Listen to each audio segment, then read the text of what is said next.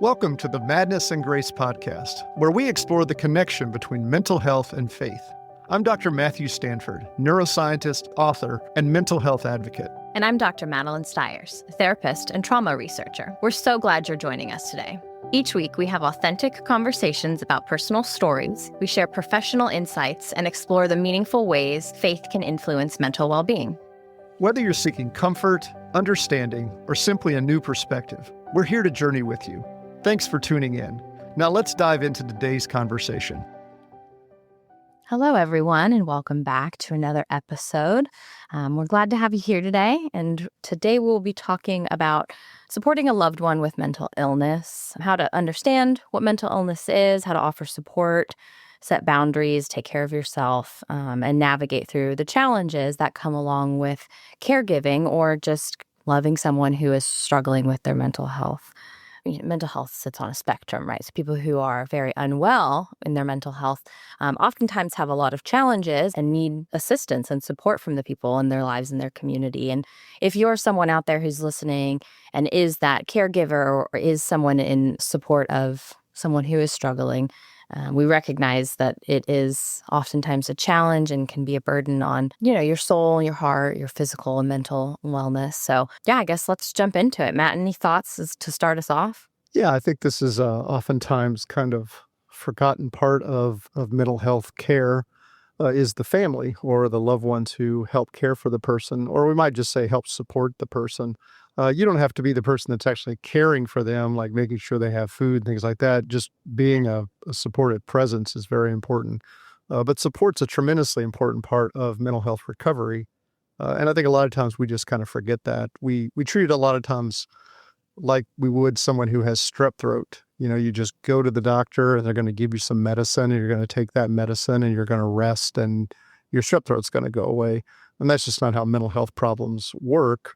We may use medication to treat them. We may use a lot of other things to treat them as well, but they can be chronic conditions. They can be long-term conditions. And they're not just going to go away after 10 days of medication. So the person's going to need support. One of the things I say a lot of times is, mental health problems are the only problem where the kind of disorder or dysregulated organ is the one that has to make the decisions for care. So your brain is not thinking correctly. Your emotions might be out of control. Your cognitions might be disoriented, and you have to make decisions for your own care. So that's where a support system can come in and really be there to help people think through those things, help them find providers, just be present to listen, and in some instances, be a caregiver, provide food, shelter, safety, things like that, if that's necessary. Yeah, I think a lot of people, with the stigma around mental illness and people just kind of being unaware about what it is and how intense it can be, they may not understand that someone who's struggling with their mental health may actually need a lot more support than, it's not like you said, it's not like you just have strep throat or the flu or, you're going to be down for a little bit. This might be a chronic issue that someone's may struggle with the rest of their life. And I think just the lack of education generally around what mental illness is and kind of thinking that you can just think it away or pray it away and that your mental health will just get so much better if that's the case.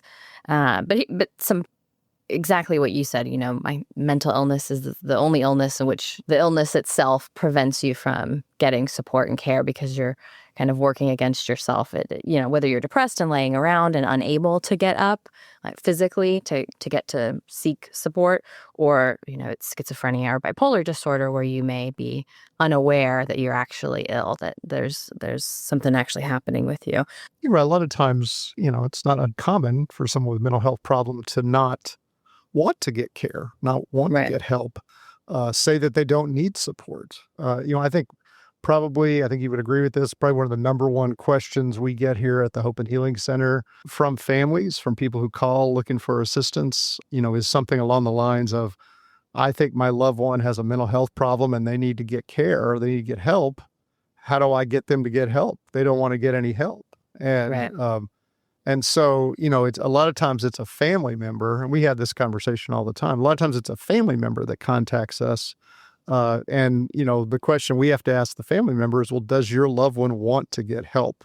because we can't make someone get help unless they're a danger to themselves or others. And that's a pretty high threshold to reach. And so, Absolutely. so I think that, that becomes a problem. So here we have a family that may want to support the loved one, but a loved one who may say they don't need the support, a loved one who may say they're not ill, depending on maybe their illness as you said, makes them think that they're not ill. And the other thing is that a lot of times people with mental health problems, just because of the nature of the mental health problem, can be pretty aversive to be around. People that are severely depressed are not pleasant to be around. They are really, really down. They're really, really dark. They really don't have anything positive to say. And if they say anything at all, and a lot of times just want to lay around and sleep. And so people are kind of like, well, you just need to get up and get on with it. That kind of think your way out of it, work your way out of it type of thing. Because again, we put that into the context of ourselves. And so the stigma associated with mental health problems a lot of times will keep people from wanting to go to a mental health care provider. So there's a lot of, I don't know if I refer to them as barriers, but kind of hindrances to being able to effectively support someone with a mental health problem. And sometimes it's the person themselves. And so there's a lot going on there. It's not just as simple as, well, I found out that John has depression, and so I'm just going to take him a casserole real quick and everything's going to be great. Yeah, That might be nice, but it might not be what he needs at the moment. Yeah. I mean, a lot of what we do here is sitting down with loved ones and kind of walking them through some of the practical things of how do you have these conversations with someone who either recognizes or doesn't recognize that they're ill, and how do you support them through those challenging conversations, but then also kind of practically what can you do. So one of the things that we always say is listen without judgment. You're approaching this conversation. You have to remind yourself that you're approaching these conversations with love, right? You care about this person. You want them to get some support. And that's the goal, right? Everyone wants this person to be happy. By the time they make it here, oftentimes these conversations have been had over and over again with their loved one. And so parents and spouses and siblings are typically pretty frustrated. Like you said, it's not always a pleasant experience. And so, the people are at their wits' end, they're frustrated, and we just have to remind them, be patient. It takes time. Getting to the point where someone is able or willing to seek care can take some time. And then how do you encourage professional help, and what does professional help look like? Communicating with someone who's struggling with their mental health, we typically say, because what we often see is the parents or the loved ones will be like, well, you're sick. There's something wrong with you. You're depressed. You have this. And that person goes, well, you're saying there's something wrong with me, and now I'm offended. And really, we try to say, like, what's the goal? The goal is for this person to be happy, right? You want your loved one to succeed and be happy and flourish in life.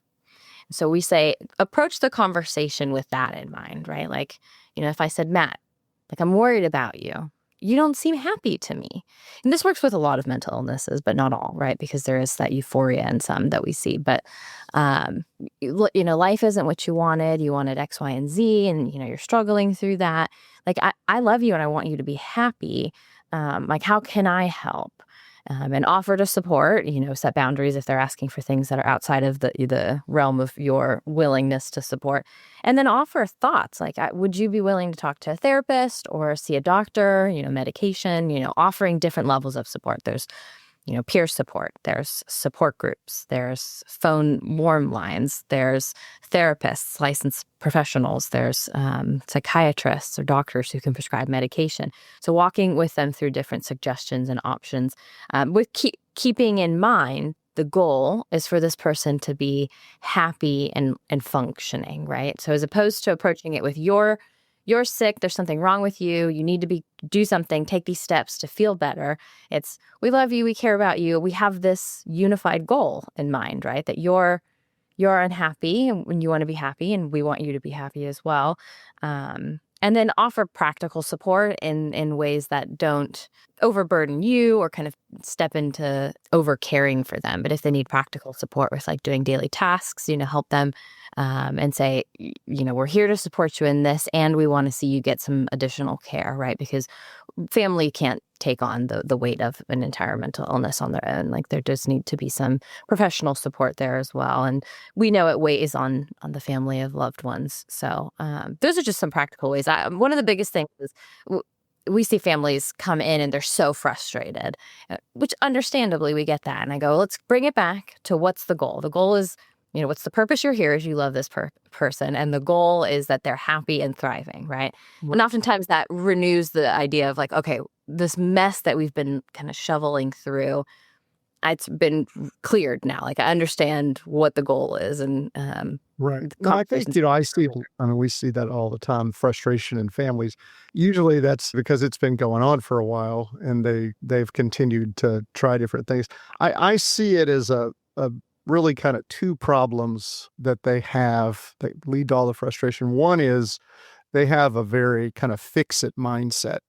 So I'm going to fix it, so my loved one is sick or whatever, however they want to contextualize it.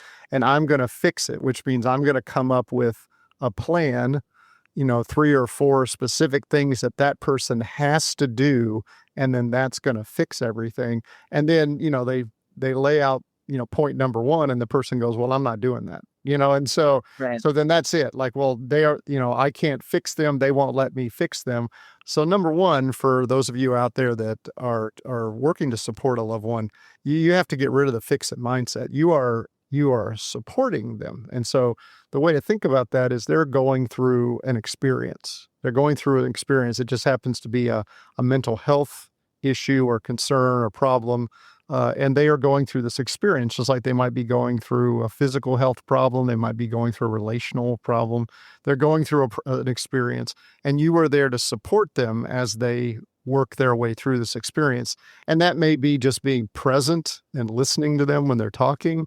That might be, as you said, being present and offering some physical support, clean their house, mow their grass, whatever.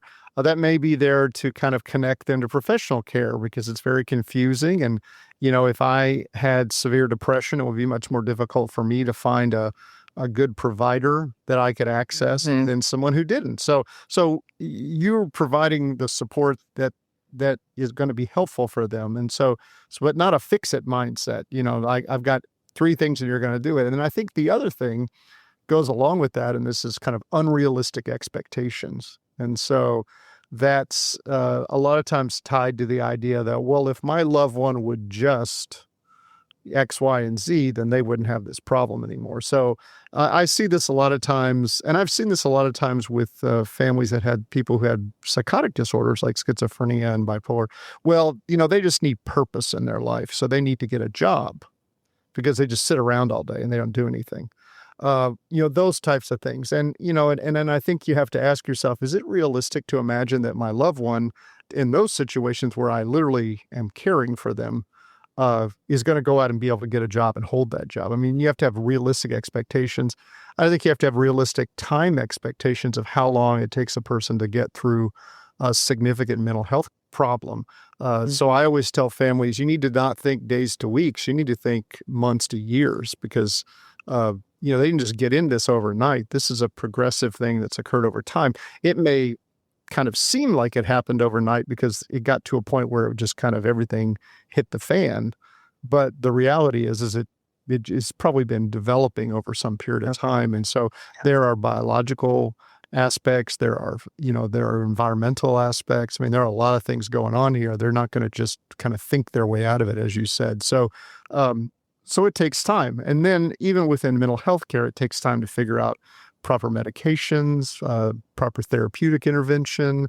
Therapeutic interventions are notoriously slow, intermittent, meeting maybe once, maybe at most twice a week with somebody. That can go on for months. And so medication aspect. Yeah, I really think that, those kind of getting out of that fix it mindset and being more of a support and thinking of recovery as a process, and then realistic expectations. And I think one of the things you can do to help yourself do that is, as someone who supports someone, get into a support group for families that are caring or supporting a loved one with a mental health problem, or yourself talk to a counselor to get some feedback on what that might look like. And I think the number one thing, the first thing that we always should do is educate ourselves about whatever the illness is. So let's assume that your loved one has been diagnosed with some illness. So they have bipolar disorder. Learn everything you can about bipolar disorder. Learn everything you can about the medication that they're taking. What are the expected benefits of that medication? What are the expected side effects of that medication? What kind of resources exist for people with bipolar disorder? All of these kind of things. Learn what you can, because the more you know, the better you can support your loved one. Because they don't have to go out and learn all those things. You can learn that for them, and they can just try to kind of work through the process.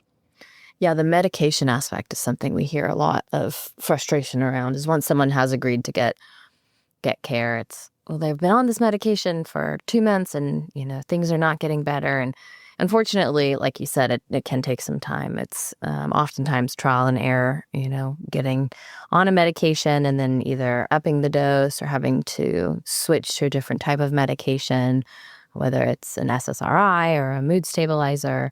And that can be really frustrating. And then alongside that, the side effects that come with medication Right. can be pretty heavy. And those have to be it's weighed against the benefit. I mean, that's the right. thing. And I will tell you, I've had clients myself that make really ridiculous decisions in relationship to their medication. Had a client for a long time, incredibly suicidal individual, very severe depression and OCD, suicidal almost on a, suicidal thoughts on almost a daily basis for years. Finally found a medication that was helpful with that.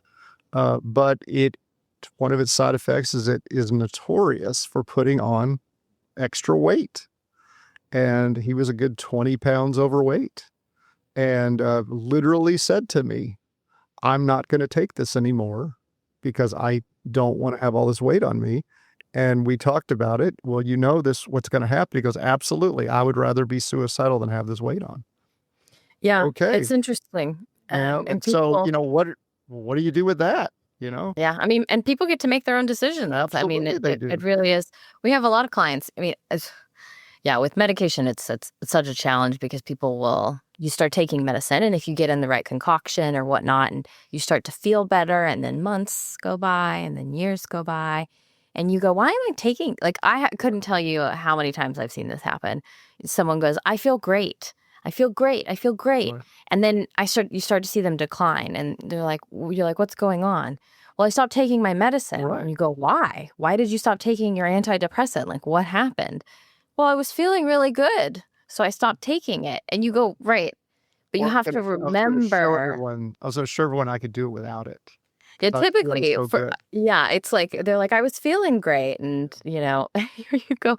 Yes. And that's lovely. And what's wonderful. And the reason that you were able to feel so great is the medication was helping with that. Right. And I think people forget. And then it's frustrating. You don't want to have to, people don't want to feel like they're dependent on a medication, or even just the process of having to remember to take the medication every day if Right. it's morning and Or the side effects. I mean, again, or the side effects. if Yeah, absolutely. it's a cost benefit kind of thing. I mean, there are going to be side effects. There are side effects with every medication that anyone takes. Some of them are minor, some of them are major. So some psychiatric medications have minor side effects, some have major side effects. But sometimes a major side effect from an effective medication is better than the untreated symptom of Right. the illness. And so, you really have to kind of weigh those, but you also have to be at some level respectful of the individual to make their own decisions. And that becomes very, very difficult. And that's where this tremendous frustration comes in, because, just to kind of, not be the kind of prophet of doom here, when a person stops taking their medication, it is not uncommon that you have to start all over again. And I've also seen, and there have been studies that have demonstrated that individuals that have found benefit with a medication that stopped taking the medication, when they started taking the medication again, it did not have the same effect because their brain was not the same anymore. It had been altered. Right. And so there are all kinds of psychiatric treatment is not like the treatment of infections and things like that. I mean, you may have the same diagnosis I have, and you may manifest the exact same symptoms that I manifest, and the medication that works for you does not work for me. And so now I would say that therapy is not that way. You have a handful of therapies that are very effective for different types of illnesses, uh, but the individual has to be at a point where they actually can engage that therapy and be a contributing part of their treatment. And they may not be there without the medication. So there's a lot of, I know a few years back, there was a study done that said on average 2.5 years to find the right mixture of medications for a client. Because it really is kind of a trial and error kind of a thing, because just because you have depression doesn't mean antidepressant X is going to work for you. So it can be very frustrating for families. And again, I think that's why families and friends that are trying to support someone have to step back and kind of take yourself out of that, I'm going to fix this kind of thing, and just keep saying, I'm going to support. But also, I think you need support. I think it's very helpful to be in a caregiver support group or something where you have someone to talk it through. And I think being in a caregiver support group allows you to hear what other people have experienced, the things that have worked for them, not worked for them and their loved one. And it does give you fresh ideas. It also shows you that the frustration that you feel is not something unique to you, and it certainly isn't something unique to your loved one. It's not that your loved one is the most resistant individual. We could sit here all day and give stories about resistant individuals. I mean, that's just the nature of mental health care, unfortunately. So people that have heart problems don't usually tell the doctors and people supporting them and trying to care for them, well, I don't really think I have a heart problem, so I'm not going to do anything. And that's very common in mental health. So, education, I think, is very important. And maintaining your own health is very, very important. I think from a spiritual perspective, I think it's important to really affirm the person as who they are as a child of God, who they are in Christ, their identity in Christ, as opposed to them as a diagnosis. I think that's a lot of kind of the personal stigma of mental health, is that I've become little more than a diagnosis.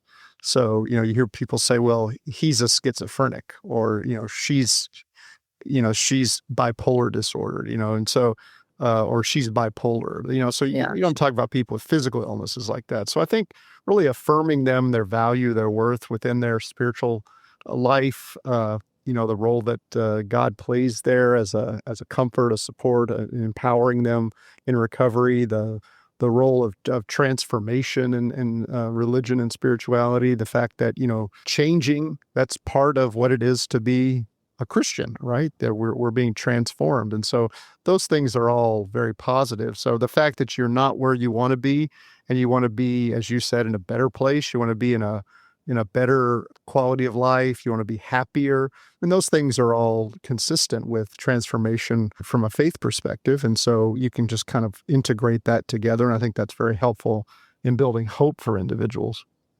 Yeah. And utilizing what their belief system is to reinforce, we talk about, again, mental health, physical health, relational health, and spiritual health, Right.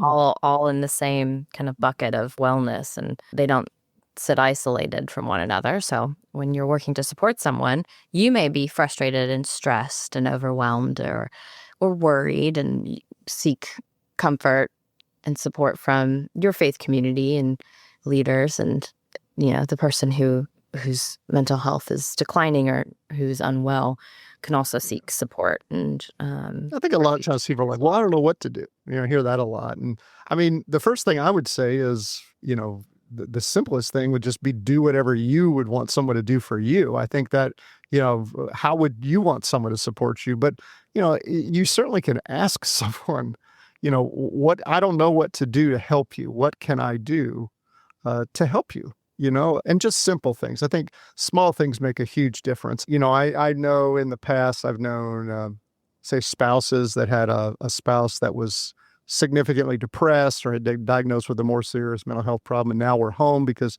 they weren't able to maintain a job. So they were home recovering, and, you have another spouse that's kind of carrying all the burden. Well, taking that individual out for coffee just so that they can have a little respite and talk to another person and not think about mental health issues for a moment, that can be tremendously supportive. I mean, so Right. it doesn't have to be like, well, I'm going to come up with a 12-step plan to fix you or your loved one or whatever. I mean, you can just come alongside them and offer, and I mentioned the casserole earlier, that's my friend Amy Simpson, who's an author and mental health advocate. She always says, mental illness is the no casserole illness in the church. Cause you tell someone that you've got cancer, they'll bring you a casserole, because they don't know what to do. They just want to be supportive. But you tell them you got bipolar disorder and you never hear from them. So, sometimes, it might be as easy as dropping off a gift card or hey, I'm going to have a meal DoorDash to you tonight,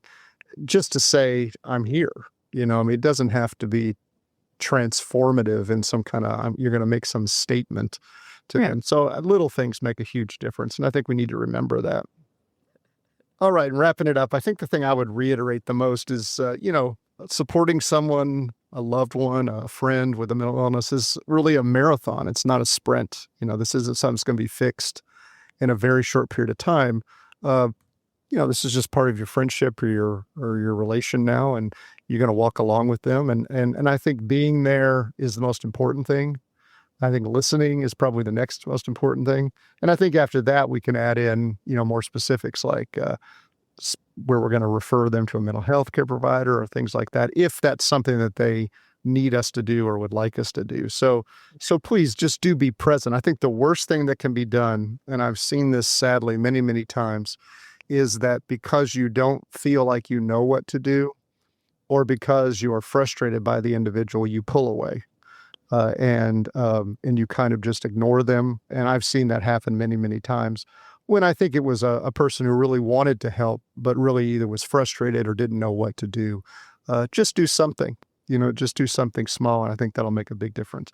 So thanks for joining us on this episode of Madness and Grace. We'll be back soon to continue our conversations in mental health and faith. And please check the notes. We'll leave some links to some of the trainings that we offer if you're looking for more training and resources and how you might support individuals with mental health problems.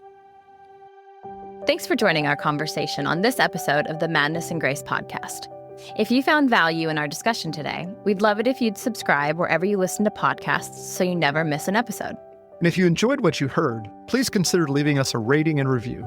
It helps others find these important conversations. Sharing this podcast with friends and family members is also a wonderful way to extend hope to those who might be struggling with mental health concerns.